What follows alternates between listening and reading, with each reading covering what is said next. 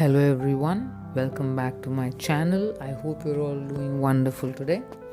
So today I have for you a routine that will help you manage low back pain. It will reduce pain immediately. So if you or anyone you know is having low back pain, I will suggest that you try this routine. It's going to help because it's helped me, it's helped people in my family, and I often do it if my back is sore because of training or because of practice, so it could be any reason. So if you have it, I would suggest you try it. It's simple, it's easy, and it's effective. Immediately, that's what I'm telling you. Do this immediately, the pain is going to go down a notch. Okay, so we'll start by standing not too wide apart, feet not too wide apart, just about hip width, and keeping hands on our hips, just gently keeping our body, the hips and waist taut, strong, the knees locked, not soft but rather locked, because the movement has to come from the hips without involving the glutes. We'll gently take a round. Yes, move the pelvis from right to left and left to right as if you're drawing circles. Now this is a very slow movement. It just opens up the lower back using your hips, using your legs. It's gentle. So slow, deliberate. Especially here we are trying to reduce pain.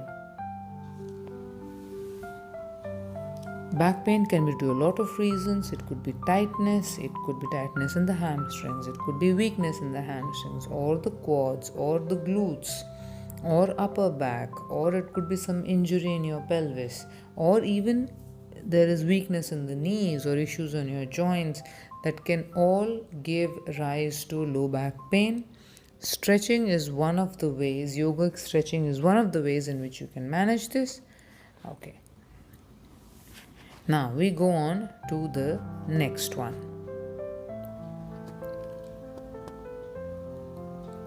We widen our stance.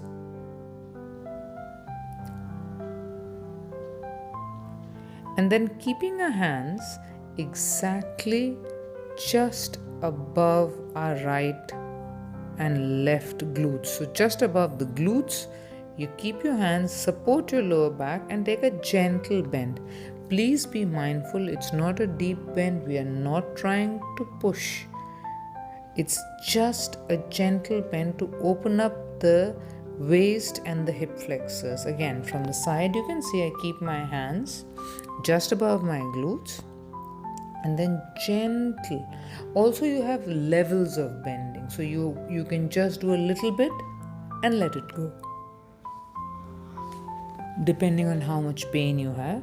And if you can do a little bit more, do extend the stretch a little bit more. But by no means consider this as something that is for particularly stretching or range of movement. It is only to reduce pain. Reduce and, if possible, remove low back pain. Now again, from the back you can see I'm not placing my hands exactly at the lower back, rather just above my glutes, and then gently taking a bend back. Just a very slight one.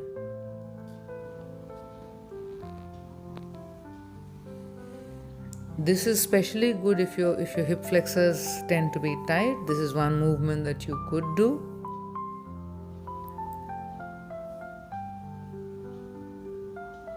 Make sure that you move and you breathe. While doing dynamic movements, if you do not breathe, then not a great idea at all. You can lose focus and tend to overdo things. Now we'll get into a staggered stance. 1 foot back, 1 foot front, and you can see that the width of the feet is actually just a little bit more than hip width. We'll have a slight bend in the front knee and the back leg. Try and keep it straight, heels lifted up, and rather take support of a wall or a door next to you. And then you gently push your pelvis a bit forward. This is amazing for the hip flexors. Often tight hip flexors give rise to low back pain. So if you have low back pain, then these hip flexors, if you open them up, do this stretch, it will definitely reduce your pain. So make sure that your heel of the back leg is lifted, and you can bend your front knee and widen your stance as you slowly get better at it. But please start small, do it slowly to make sure that you're safe and you are protecting your body. Okay, from the other side.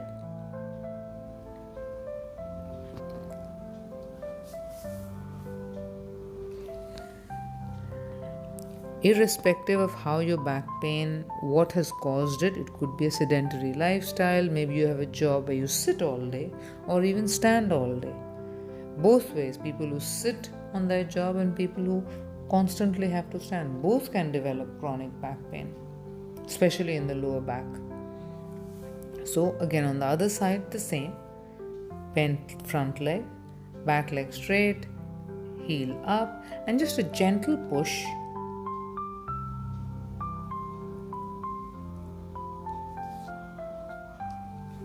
to the pelvis, just ensuring the hip flexors get a gentle stretch.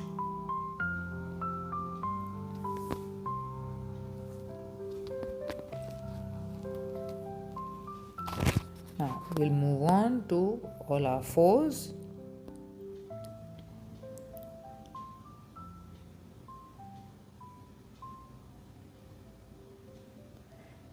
So hips and knees straight in line. So knees almost under the hips, palms under the shoulders, and you join your big toes together, and don't widen your stance too much, because when you have back pain, if you sit with a very wide stance with your knees too wide apart, it could be rather uncomfortable. So keep your knees in line with your hips and slowly bend forward. Now you will see, depending on how you feel, slowly move forward. So maybe find yourself a position where it's comfortable. You can feel your lower back and your glutes and your hips relaxing.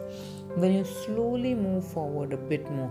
Feel free to adjust. Now here you can see I've moved to a place where my forearms are on the ground. And if you find this place great, stay here. You can make fists out of your palms and just rest your head there, so that your neck is relaxed and there is no unnecessary stress or strain on your neck.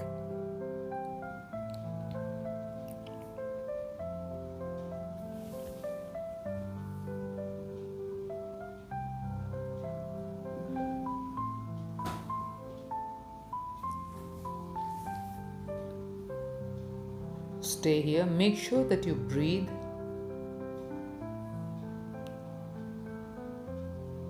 Breathing is something that's so crucial, irrespective of what kind of stretching you are doing, where you are doing, like whichever body part, or for whatever is the purpose of your stretching, or what's the purpose of your practice of yoga. Just make sure that you remember breathing is important.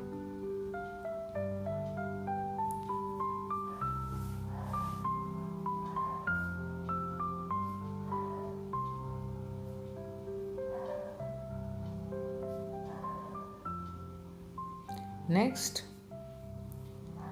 we'll move on to again knees beneath the hips, palms beneath the shoulders, and we'll do a very, very well known movement in yoga, the cat and cow. So breathe in and open your face out, dip your waist, hips out, and staying there as you breathe out, just squeeze your chin to chest, raise your shoulder blades up and in. This is another great yoga movement that helps open up the lower back while supporting it. It's something that really helps to relax that entire area, and just make sure you do it at your own pace.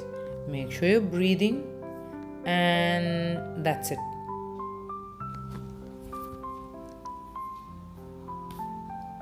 And it's safe for most of the back pain, the causes of back pain that I've seen. Almost every client is able to do this, and again at your own pace, with ease, with deliberation.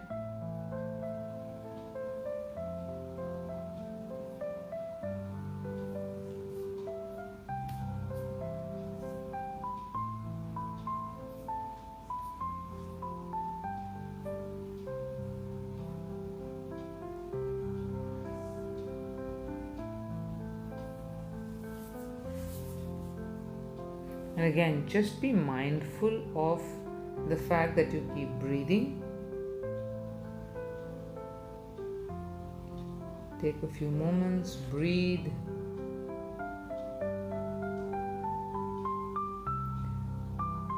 Moving on to the next one.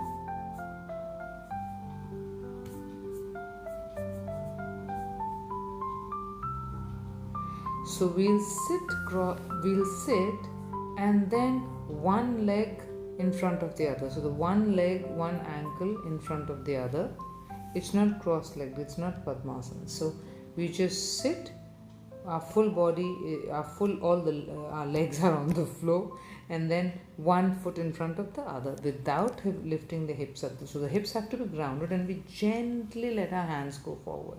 So you'll notice that the ankle which is on the outside, the hip of the same leg, the glute of the same leg generally will feel a bit tighter, because that's where the stretch you might be feeling. This is important. It's a great way to open up your glutes, and often tightness and weakness in your glutes, in your hips, causes a lot of pain in the lower back. So this is another way to make sure that you reduce lower back pain.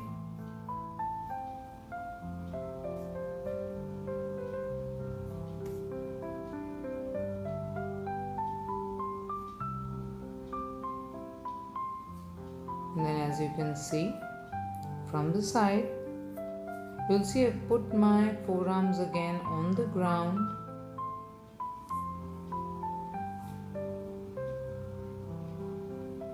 Come back.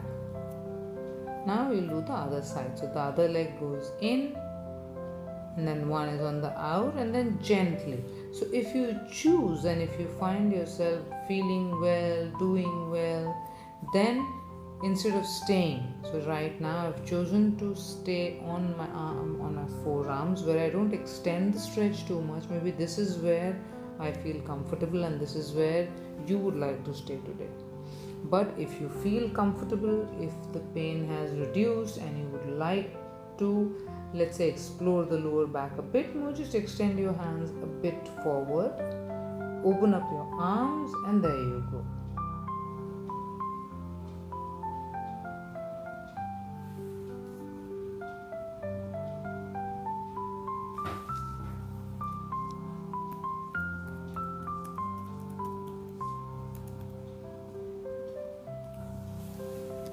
Again, breathing is important. Okay, now just make sure, no matter what, just make sure that you breathe, because when we start holding on to our breath, generally the whole body will tighten up and it will defeat the whole purpose. The entire purpose of yoga or breathing, it's defeated. Now we'll lie down on our back and pull both the knees together and hold. Now this is a great way to open up the lower back and stretch it out, especially if you have any kind of forward tilt.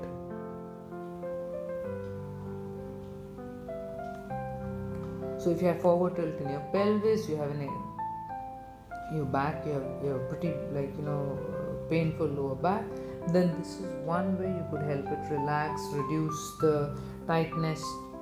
Also, because your body as of now, especially your full back and hips, they are supported on the ground, it's a much better way to start. You could even use this one to just start.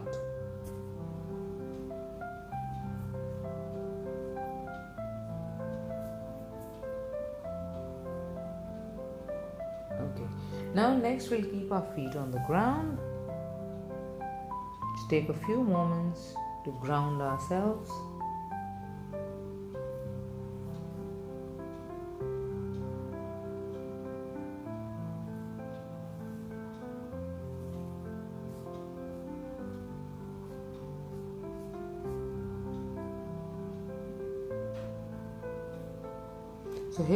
So knees in line with hips, so you don't allow them to open up. So you have to deliberately, consciously make sure that you keep your legs strong, hips strong, feet, and then lift your pelvis, your glutes, your butt up just a little bit above the ground, not too much. So we're just starting out. We are not going into the glute bridge immediately, just a gentle, a very small move just to get used to it, see how you feel, how does your back feel. Generally this posture takes a lot of stress, a lot of pressure off the lower back, and since you're using your feet, your legs, you're in a strong position.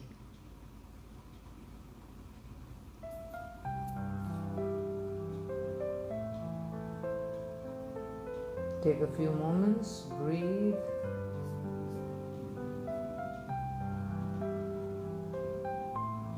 Again, now if you feel better, your back allows you, your body is allowing you, then you can, keeping the feet under your knees straight in line, making sure the knees don't open out, lift your pelvis up to a complete glute bridge. Again, a great exercise, not just to reduce back pain, lower back pain, but also to strengthen your leg muscles and your glutes. This too you should do around 4 to 5 times. Make sure you're breathing. Stay present.